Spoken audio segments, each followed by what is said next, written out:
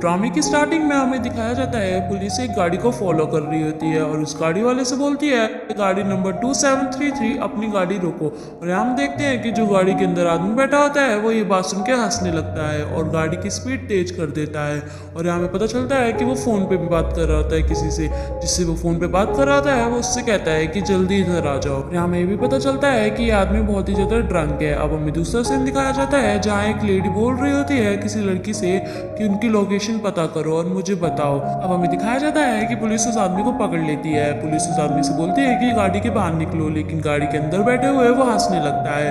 तो पुलिस बोलती है अगर तुम हमारे साथ कॉर्पोरेट नहीं करोगे तो तुम्हें बहुत महंगा पड़ेगा, लेकिन वो गाड़ी के अंदर बैठे हुए हंसने लगता है। तभी वहाँ पे एक गाड़ी आती है और उसके अंदर से एक आदमी निकलता है। वो आदमी अपना फ़ोन पुलिस वाले को पकड़ा देता है। पुलिस उस आदमी से फ़ोन ले लेती है और यहाँ हमें पता चलता है कि फ़ोन की दूसरी साइड से कमिश्नर बोल रहे होते हैं। तो पुलिस वाला उस आदमी को छोड़ देता है।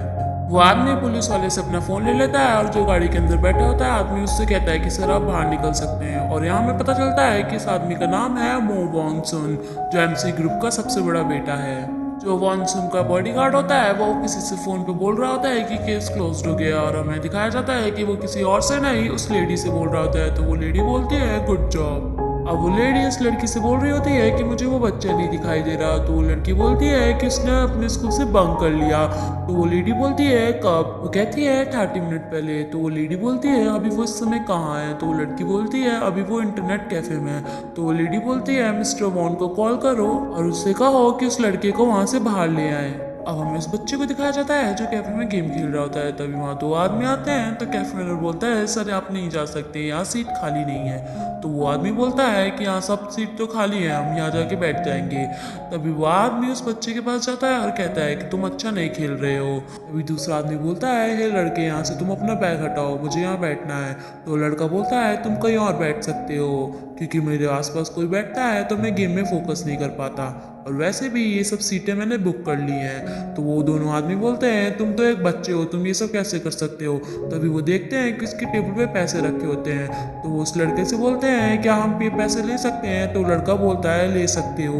वो दोनों आदमी पैसे लेके जा रहे होते हैं। तो वो लड़का बोलता है कि मुझे मेरे पैसे कब वापस करोगे। तो वो दोनों आदमी बोलते हैं तुमने क्या कहा। तो वो लड़का बोलता है अगर तुम मेरे पैसे वापस नहीं दे सकते तो ले जाने का कोई फायदा नहीं है, क्या तुम भिखारी हो। उनमें से एक आदमी बोलता है कि अच्छा चलो हम दोनों इस मैटर को बैठ के सुलझाते हैं। वो आदमी उस लड़के के बगल में बैठने वाला होता है। तो वो लड़का उस चेयर को धक्का दे देता है और वो आदमी नीचे गिर जाता है। दूसरा आदमी उस लड़के को मारने वाला होता है। पीछे से उस बच्चे का बॉडीगार्ड आ जाता है और वो उस आदमी को मार देता है। वो बॉडीगार्ड उस बच्चे के पास जाता है और कहता है सर अब हमें चलना चाहिए। वो लड़का अपनी चेयर से उठ जाता है और जाने लगता है, लेकिन जाते जाते वो उस आदमी को जीप चुरा के जाता है। और यहाँ हमें पता चलता है इस बच्चे का नाम है मो सेओ जिन, जो एमसी ग्रुप का सबसे छोटा बेटा है। अब हमें दूसरा सीन दिखाया जाता है जहाँ एक लड़के का इंटरव्यू चल रहा होता है। तो रिपोर्टर पूछती है क्या आप हमें अपनी लीडरशिप की फिलॉसफी के बारे में कुछ बताएंगे। और यहाँ हमें साफ पता चलता है ये लड़की इस आदमी के साथ फ्लर्टिंग कर रही होती है। तो वो आदमी हंसने लगता है और उससे पूछता है क्या तुम ये अननेसेसरी थिंक करना बंद करोगी इंटरव्यू के बीच में, और वैसे भी तुम्हारे क्वेश्चन कुछ ज्यादा खास नहीं है, तुम्हारा गोल क्या है, क्या तुम मुझे यहाँ पटाने आई हो। तो वो लड़की इतने में खड़ी हो जाती है और कहती है डायरेक्टर मो बस कीजिए। तभी वहाँ एक लड़की आती है और वो कहती है कि अब मुझे पता चला डायरेक्टर मो को क्यों गलतफहमी हुई। अभी वो रिपोर्टर बोलती है कि तुमने क्या कहा। तो वो लड़की बोलती है मिस चोई आपने ग्लोबल मैगजीन कब ज्वाइन की थी। तो वो रिपोर्टर पूछती है एक्सक्यूज मी उससे तुम्हें क्या मतलब। तो वो लड़की बोलती है रिसेंटली तुम्हारे एडिटर चीफ ने जेके ग्रुप के सीईओ से शादी की है, और जो उनसे पहले एडिटर थे उनने वाईजी ग्रुप के सीईओ के साथ, और जो उनसे पहले थे उनने एमएस ग्रुप के साथ। मुझे पक्का पता है कि इस समय तुम किसी फेमस लॉयर के साथ डेट कर रही हो, क्या तुम अपना पार्टनर स्विच करना चाहती हो। वो रिपोर्टर बोलती है एक्सक्यूज मी मिस्टर ली ये सब बकवास बंद करो। तो वो लड़की उस रिपोर्टर के सामने आ जाती है और कहती है अगर मैं बंद नहीं करूंगी क्या तुम मेरी शिकायत करोगी, अगर करना चाहती हो तो तुम जा सकती हो। और वो ये भी कहती है अगर तुम्हें डायरेक्टर मो को इम्प्रेस करना था तो कम से कम अपनी पूरी सैलरी तो एक्सपेंड कर देती, दूसरों से उधार लिए हुए सेकंड नेकलेस पहनने की क्या जरूरत थी। रिपोर्टर इतना सुन के वहां से गुस्से में चली जाती है। तभी डायरेक्टर मो बोलते हैं मिस्टर ली मैं नहीं चाहता कि अगली बार से ऐसा कोई चीप इंटरव्यू हो। तो वो लड़की बोलती है ठीक है मैं ध्यान रखूंगी। तभी डायरेक्टर मो अपनी चेयर से उठते हैं और ली की तरफ देखने लगते हैं। तभी उनकी नजर उसके नेकलेस पे जाती है। वो उसे हंस के बोलते हैं नाइस नेकलेस। यहाँ हमें पता पता चलता है इस आदमी का नाम मो वांजुन, जो एमसी ग्रुप का सेकंड सक्सेसर है। अब हमें दूसरा सीन दिखाया जाता है जहाँ एक औरत बेड पे बैठी होती है और उसका नाम होता है हा यॉन सियो, जो एमसी ग्रुप के चेयरमैन की सेकंड वाइफ है। वो एक घड़ी को देख रही होती है, तब भी उसकी नज़र वहाँ पे रखे हुए फ़ोन पे जाती है। तभी पीछे से आवाज़ आती है, डार्लिंग क्या तुम पानी लोगी? हान सियो बोलती है ज़रूर, और वो उस आदमी से भी पूछती है कि ये घड़ी बहुत ज़्यादा प्रिटी है। तो वो आदमी कहता है ये मुझे किसी ने गिफ्ट दिया है। तो हान सियो किसी को फ़ोन मिलाने लगती है और कहती है कि मैं मीटिंग में थोड़ा लेट आऊँगी, क्योंकि यहाँ की जो हवा है वो बहुत ही ज़्यादा अच्छी है और मुझे यहाँ थोड़ा और रहना है। हमें दूसरा सीन दिखाया जाता है जहाँ वो लेडी पूछ रही होती है तुमने सुना उसने क्या कहा? लड़की बोलती है आज वो अपने फ्रेंड्स के साथ होनी चाहिए। तो वो लेडी बोलती है उस आदमी का पता करो जो उसके साथ है, उसका कोई क्रिमिनल रिकॉर्ड है? तो वो लड़की बोलती है हाँ, उसके ऊपर 2 वायलेंस चार्जेस हैं और वो उसके ऊपर बहुत सारा लोन भी है। हमें दूसरा सीन दिखाया जाता है जहाँ हाय अनसोंग उस लड़के के साथ बैठी होती है। तभी गेट नॉक करने की आवाज़ आती है। वो लड़का अपने चेयर से उठता है और गेट खोलने के लिए जाता है। जैसे ही वो गेट खोलता है वहाँ 2 बॉडीगार्ड आ जाते हैं और हमें यहाँ वो लेडी दिखाई जाती है जो इतनी देर से सब पे नजर रख रही होती है। तो हैंसू बोलती है इस लड़के का फोन चेक करो। तो बॉडीगार्ड उसकी पॉकेट से फोन निकाल लेता है। फोन में एक वीडियो होती है जो कि हैंसू और उस आदमी की इंटीमेट वीडियो होती है।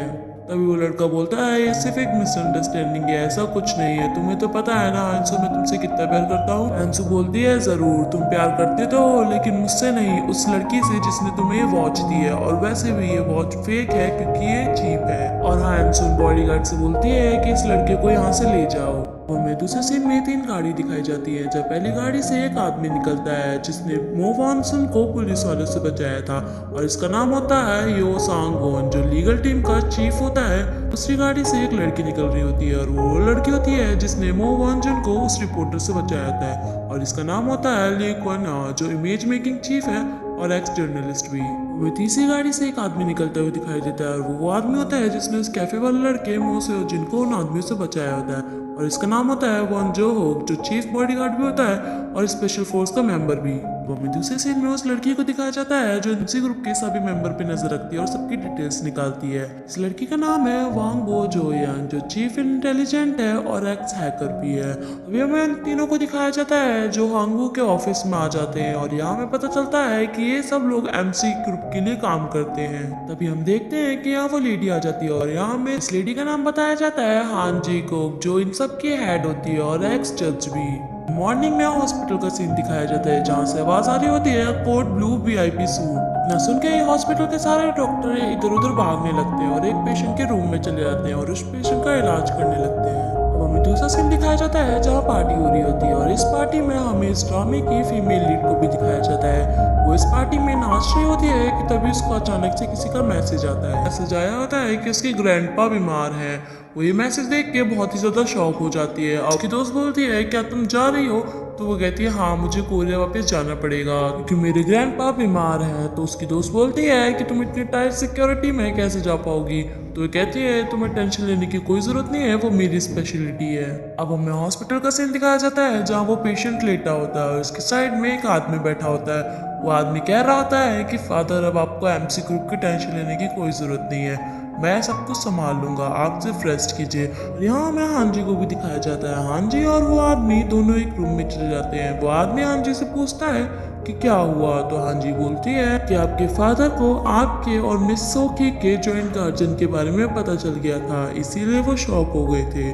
तो वो आदमी गुस्से में बोलता है कि मेरे फादर उस सोकी को कभी नहीं भूलेंगे। और वो आदमी ये भी कहता है कि इसको पता नहीं चलना चाहिए कि मेरे फादर बीमार है, अगर उसको पता चल गया तो वो यहाँ वापस आ जाएगी। तो हांजी बोलती है कि मैं न्यूयॉर्क टीम को बोल दूंगी कि वो उस पर अच्छे से नजर रखे। अभी हांजी को किसी का फोन आता है, वो जैसे ही फोन उठाती है वो शॉक हो जाती है। हमें दूसरे सीन में एमसी ग्रुप के सिक्योरिटी एजेंट को दिखाया जाता है जहाँ हांजी पूछ रही होती है कि क्या हुआ। तो जुनूक बोलता है मिस सोकी ने न्यूयॉर्क से सियोल की फ्लाइट ले ली है और वो कल आ रही है। अभी हांजी बोलती है कि वो कैसे आ सकती है क्योंकि इसका तो पासपोर्ट हमारे पास है। तो जुनूक बोलता है कि शायद उन्हें फेक पासपोर्ट बनवाया होगा। हानवू बोलती है कि उन्हें ये ड्रेस पहनी थी जब वो एयरपोर्ट पे जा रही थी। तो हांजी बोलती है कि जैसे वो यहाँ लैंड करे उसे दोबारा न्यूयॉर्क भेज देना।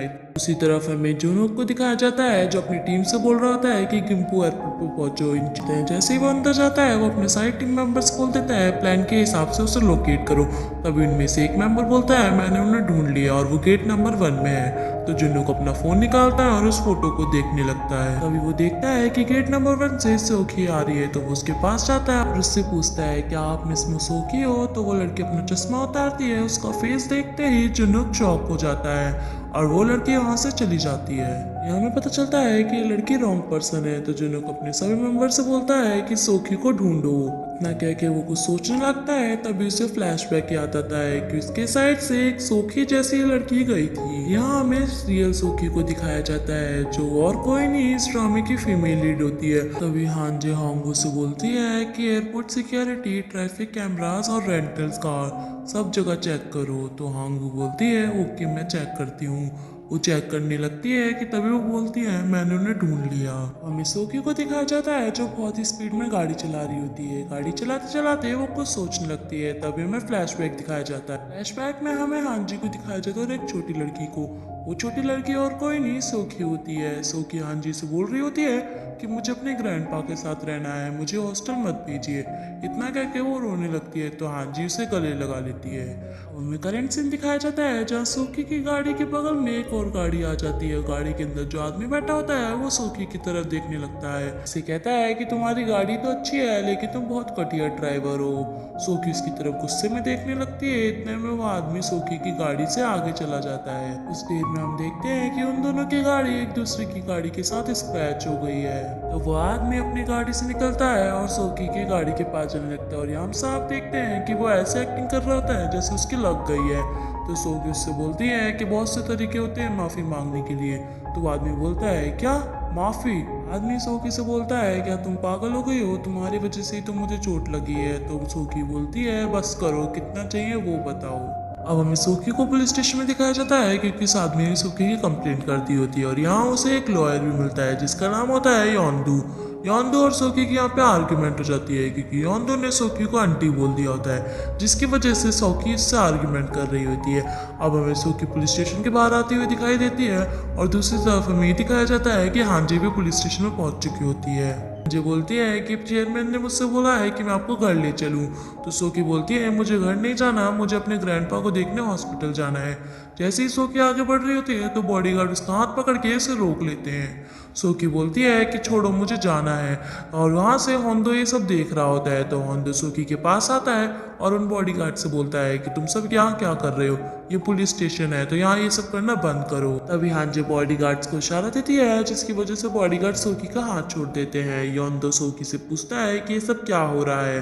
तभी हांजे बोलती है लगता है आपको गलतफहमी हुई है। तो योंदो बोलता है क्या गलतफहमी, आप सभी मिलकर एक बेचारी लड़की को परेशान कर रहे हैं। योंदो के इतना कहते ही सोकी उसकी तरफ देखने लगती है। तभी हांजे बोलती है मैं मिस सोकी की लॉयर हूँ। तो योंदो बोलता है अगर आप लॉयर हैं तो आपको तो इतना पता होगा कि आप किसी भी लेडी की परमिशन के बिना उसके साथ ऐसा नहीं कर सकते। तभी हांजे सोकी से बोलती है हमें यहाँ से चलना चाहिए। तो सोकी बोलती है तुम यहाँ रुक के मेरी कार का ध्यान रखना, मैं अपने ग्रैंडपा से मिलने जा रही हूँ। अब हमें हॉस्पिटल का सीन दिखाया जाता है जहाँ सोकी के ग्रैंडपा लेटे होते हैं। तभी गेट खोलने की आवाज आती है और हम यहाँ देखते हैं कि सोकी पहुंच चुकी होती है। ऐसे ही गेट खुलता है तो वो नर्स ऊपर देखती है और यहाँ हम देख सकते हैं कि ये नर्स सोकी को देख के बहुत ही ज्यादा शॉक हो जाती है। तो वो सोकी से बोलती है आप यहाँ क्या कर रही हैं। तो सोकी बोलती है क्यों मैं यहाँ आ नहीं सकती। तो वो नर्स बोलती है हाँ ज़रूर। तो सोकी बोलती है कि आप मुझे आप यहाँ अकेला छोड़ सकती हैं। नर्स सोकी बोल के वहाँ से चली जाती है। सोकी अपने ग्रैंडपा के पास आके बैठ जाती है और उनका हाथ अपने हाथ में ले लेती है और कहती है ग्रैंडपा मैं सोकी, मैं 15 साल बाद आपसे मिलने आई हूँ। दूसरी साइड में उस नर्स को दिखाया जाता है जो किसी से फोन पे बोल रही होती है कि मिस सोकी यहाँ आ चुकी है। और हमें दिखाया जाता है कि वो फोन पे जिससे बात कर रही होती है वो कोई और नहीं हायंस होती है। हायंस उस नर्स से बोलती है कि तुम सोकी पे नजर रखना मेरे लिए। अब हमें दूसरी साइड दिखाया जाता है सोकी अपने घर में एंटर हो चुकी होती है। जैसे ही सोकी अंदर आती है वैसे ही सब अपनी चेयर से उठ जाते हैं। तो सोकी बोलती है इतना पोलाइट होने की कोई जरूरत नहीं है। सोकी की नजर सोजन की तरफ पड़ती है और वो उससे पूछती है तुम कौन हो। सोजन बोलता है मैं हूँ मोसोजिन। ना सुनते ही सोकी हंसते हुए बेक्सो की तरफ देखती है और उससे पूछती है क्या ये तुम्हारा बच्चा है। बेक्सो कुछ रिएक्शन नहीं देती तो सोकी दोबारा सोजिन की तरफ देखती है और उससे पूछती है कि तुम्हारे फादर कौन है। तो वो बोलता है मोचुल ही। कि हैरान होते हुए हायंसो की तरफ देखती है और कहती है कितने मजे की बात है। इतना कह के वो हंसने लगती है। तब सोजिन बोलता है ये मेरी मम्मी नहीं है। तो हायंसो हंसना बंद कर देती है और यहाँ हम देखते हैं कि बहुत ही ज्यादा यहाँ पे टेंस माहौल हो जाता है। अभी सोकी सोजिन की तरफ हाथ बढ़ाते हुए बोलती है मैं हूँ मोसोकी और मैं तुम्हारी हाफ सिस्टर हूँ। और दूसरी साइड मोचुली को दिखाया जाता है जो डाइनिंग रूम में आ रहा होता है। जैसे वो डाइनिंग रूम में आता है सब लोग खड़े हो जाते हैं लेकिन सोकी बैठी रहती है। अभी सोकी अपने डैड की तरफ देख के बोलती है क्या सरप्राइज है, एक छोटा हैंडसम ब्रदर। वैसे मेरी मॉम कितनी है, क्या ऐसे और भी हैं। तो उसके डैड उसे गुस्से में देखते हैं तो सोकी हंसते हुए बोलती है होम स्वीट होम। तब उसके डैड उससे गुस्से में पूछते हैं कि तुम वापस यहाँ क्यों आए, वो भी मेरी बिना परमिशन के। तो सोकी बोलती है मुझे पता नहीं था कि आपसे भी परमिशन लेनी होगी। अब हमें सोकी अपने रूम में दिखाई जाती है जो अपने रूम में को सर्च कर रही होती है। उधर उधर देखती है उसे हिडन कैमरा नहीं मिलता तो वो अपने बेड पे आके बैठ जाती है। अपने बैग से एक फोटो फ्रेम निकालती है जिसमें उसकी फोटो होती है और उसकी मॉम की फोटो होती है। तब हमें फ्लैशबैक दिखाया जाता है। सोकी अपनी मॉम से पूछ रही थी डैड हमारे साथ क्यों नहीं रहते। तो सोकी की मॉम बोलती है डैड ज्यादा बिजी है इसीलिए। क्या तुम अपसेट हो कि डैड हमारे साथ नहीं रहते। तो सोकी बोलती है ऐसा कुछ नहीं है, बस मैं ही चाहती हूँ कि डैड थोड़ा कम बिजी रहे। ये बात सुन के सोकी की मॉम सैड हो जाती है। अब हमें करंट सीन में ली को दिखाया जाता है जो सोकी से बोल रही होती है कि आप ये फोन यूज कर सकती है और वो ये भी कहती है कि जल्द से जल्द मैं आपके लिए एक असिस्टेंट भी हायर कर दूंगी। तो सोकी बोलती है क्या तुम मेरी जासूसी करना चाहती हो। हाँ जी को बोल देना, मैं जिसके साथ कंफर्टेबल फील करूंगी मैं उसी को अपना असिस्टेंट हायर करूंगी। अब हमें दिखाया जाता है सोकी होमबुक लेने शॉप में पहुंच जाती है। ऐसे ही सोकी शॉप के अंदर जाती है वैसे ही एक एम्प्लॉय उससे बोलती है कि आप इसमें सोकी हो। तो सोकी जवाब में हाँ बोलती है। तो वो एम्प्लॉय बोलती है कि अभी थोड़ी देर पहले एक कस्टमर आया है तो आपको थोड़ी देर वेट करना पड़ेगा। तो सोकी बोलती है कोई बात नहीं मैं वेट कर लूंगी। वो एम्प्लॉय थैंक यू बोलती है और कहती है कि आप थोड़ी देर यहाँ वेट कीजिए मैं अभी आती हूँ। सोकी सोफे पे बैठ जाती है और इधर उधर देखने लगती है कि तभी उसकी नज़र टेबल पे रखी बुक पे पड़ती है। वो उस बुक को पढ़ ही रही होती है कि उसे पीछे से आवाज़ आती है कि चेयरमैन की वाइफ क्या मुझसे ज़्यादा इंपॉर्टेंट है। हम उस लड़की को दिखाया जाता है जो ये सब बोल रही होती है। तभी वहाँ पे सोकी आ जाती है और वो कहती है कि मैं बहुत ही ज़्यादा वंडर हूँ कि वो कौन सा कस्टमर है जितना टाइम लगा रहा है और वो और कोई नहीं चोई नारी है। चोई कोरिया की जानी मानी फेमस मॉडल है। तो सोकी चोई से बोलती है तुम्हारे पास एक सोशल स्टेटस है तो तुम्हें ये सब बंद कर देना चाहिए। तो जोय बोलती है तुम्हारी हिम्मत कैसे हुई मुझे ऑर्डर देने की। इतना कह के गुस्से में सोकी की तरफ आगे बढ़ती है लेकिन सोकी अपने साइड वाली ड्रेस नीचे गिरा देती है जिसकी वजह से जोय नीचे गिर जाती है। फैंस विंडो से ये सब देख रहे होते हैं। युंदू भी आ जाता है तो वो भी विंडो से देखने लगता है कि क्या हो रहा है। देखते हैं कि शॉप के बाहर बहुत सारी गाड़ियां आ जाती हैं और गाड़ी के अंदर से हांजे निकलती है। हांजे बॉडीगार्ड्स को इशारा देती है और शॉप के अंदर चली जाती है और पीछे से सारे बॉडीगार्ड्स उन फैंस को शॉप के अंदर ले आते हैं। तो ये बोलती है कि ये लड़की कौन है। तो हांजे बोलती है ये चेयरमैन मोचुल की इकलौती डॉटर है। ये सुन के चोई बहुत ही ज्यादा शौक हो जाती है। तभी हांजे युंदो की तरफ देखती है और उसके पास जाती है। उससे कहती है क्या हम पहले मिल चुके हैं। युंदो बोलता है हाँ, पर वो ये भी कहता है कि मैं इस एग्रीमेंट पे साइन नहीं करूंगा, मैंने कोई भी वीडियो नहीं बनाई। तो हांजे बोलती है लेकिन तुमने सब कुछ देखा तो है और हम तुम्हें ऐसे जाने नहीं देंगे। युंदो कहता है वैसे भी मैं मिस चोई का बहुत बड़ा फैन हूँ तो मैं किसी को भी नहीं बताऊंगा। युंदो इतना ही कहता है कि तभी उसे किसी का फोन आ जाता है। वो फोन उठाने के लिए बाहर आ जाता है जिससे युंदो बात कर रहा होता है। वो आदमी कहता है कि आपका डिपॉजिट हमें इंक्रीज करना पड़ेगा। तो युंदो बोलता है अभी तो मैं स्ट्रगल ही कर रहा हूँ अपने बिजनेस के लिए, क्या आप मेरी मदद नहीं कर सकते। इतने में युंदो का फोन कट जाता है और हम देखते हैं कि पीछे से सोकी उसे देख रही होती है। सोकी उससे पूछती है जब हांजे तुम्हें पैसे दे रही थी तो तुमने मना क्यों किया। तो युंदो बोलता है मैं जिसके लिए काम करता हूँ मैं उसी से पैसे लेता हूँ, मेरे जैसे पर्सन अभी भी जिंदा है। युंदो की ये बात सुन के सोकी हंसने लगती है और उसके हाथ से उसका फोन छीन लेती है। उसके फोन में अपना नंबर ऐड कर देती है और उससे कहती है मुझे कॉल कर लेना, मेरे साथ काम करोगे तो तुम्हें ज्यादा पैसे मिलेंगे। सोकी की ये बात सुन के युंदो उसके हाथ से फोन ले लेता है और वहां से चला जाता है। और हम सोकी को देखते हैं जो कुछ डॉक्यूमेंट पढ़ रही होती है। अभी उसको किसी का मैसेज आता है और मैसेज में लिखा होता है कि असली खूनी कोई और है और तुम्हें अंजेरिम के मर्डर के बारे में सच नहीं पता, और मर्डर उसने किया है जिसके पास असली मोटिव है। अंजेरिम और कोई नहीं, सोकी की रियल मदर है जिसकी डेथ 15 साल पहले हो चुकी थी। अब हमें युंदो को दिखाया जाता है जो सोच रहा होता है कि उसे सोकी को फोन करना चाहिए या नहीं करना चाहिए।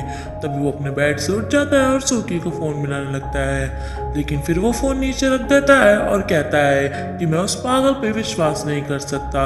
इतना कह के वो दोबारा बेड पे लेटने वाला होता है कि उसका फोन बच जाता है। वो फोन उठाता है तो फोन की दूसरी साइड से बोल रहे होते हैं कि तुमने मुझे फोन क्यों नहीं किया। और यहाँ में दिखाया जाता है वो फोन वाली लड़की और कोई नहीं सोकी होती है। वो उससे कहती है चलो कल मिलते हैं। अब हमें सोकी और युंदो को एक कैफे में दिखाया जाता है जहाँ सोकी युंदो से बोल रही होती है मैं चाहती हूँ तुम पता लगाओ ये नंबर किसका है। तो युंदो बोलता है खुद पता लगा लो। सोकी बोलती है अगर मैं खुद ही पता लगा ली थी तो मैं तुम्हें हायर ना करती, और वैसे भी ये एक स्टॉकर है, ये मुझे पिछले 10 सालों से मैसेज कर रहा है। अभी युंदो बोलता है मैं एक लॉयर हूँ ना कि एक एजेंट। तो सोकी बोलती है वैसे भी तुम एक लॉयर का काम अच्छे से नहीं करते। तो युंदो बोलता है वैसे तुम्हारे पास इतनी अच्छी टीम है, तुम उन्हें क्यों नहीं हायर करती। युंदो की ये बात सुन के सोकी बोलती है क्या तुम पागल हो, अगर मेरे पास कोई रीजन ना होता तो मैं यहाँ क्यों आती। युंदो बोलता है अच्छा ठीक है मैं तुम्हारे लिए काम करूंगा, लेकिन इसके बदले मैं ज्यादा पैसे लूंगा, क्या तुम हैंडल कर पाओगी।